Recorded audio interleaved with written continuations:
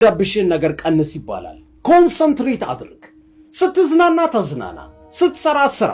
በቃ ነገሮች ላይ ፎከስ አድርግ፣ አተኩር። በጣም የሚጠቅም ነገር የሆነ ቦታ ላይ የሚያደርስ ነገር ከሆነ በደንብ አተኩረ ስራ። ህይወትን የሚቀይረው እሱ ነው። በደንብ አተኩር። ስልክ እየተጠቀምክ አታንብብ። ስልክ እየተጠቀምክ ስራ አትስራ። ከሰዎች ጋር እያወራህ የሆነ ነገር አታድርግ። ህይወትን ነው የምታበላሸው። በደንብ ፎከስ አድርግ። ትልቅ የስኬት ሚስጥር ነው ፎከስ ማድረግ። እንደውም የዓለማችን ቁጥር 1 ባለሀብት ኤሎን መስክ አንድ በጣም የሚገርም ስትራቴጂ አለው፣ ታይም ብሎኪንግ የሚባል። ምን ይለናል መሰላችሁ?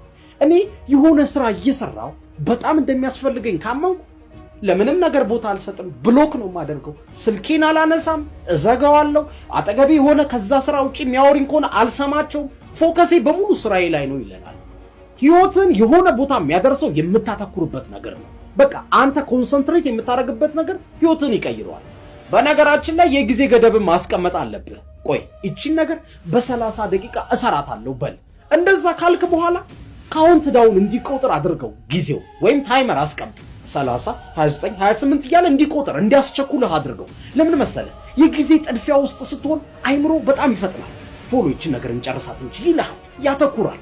እንደውም ካሰብከው በላይ ስኬታማ ያደርጋል። ያን ነገር ውጤታማ እንድትሆን ያደርጋል። ግን እስኪ በቃ ተረጋግቼ እሰራዋለሁ ነገ እሰራዋለሁ የምትል ከሆነ ጊዜውን ነው የምትበላው። ሙሉ አቅምህን አትጠቀም። አንድ ስራ የዛሬ 5 ቀን እሰራለሁ ካልክ 5 ቀን ይፈጅብሃል። በ5 ሰዓት እሰራለሁም ካልክ 5 ሰዓት ይፈጅብሃል። ልዩነቱን አስበው። 5 ቀን ትፈጃለህ፣ 5 ሰዓት ይወስድብሃል። የቱ ይሻላል?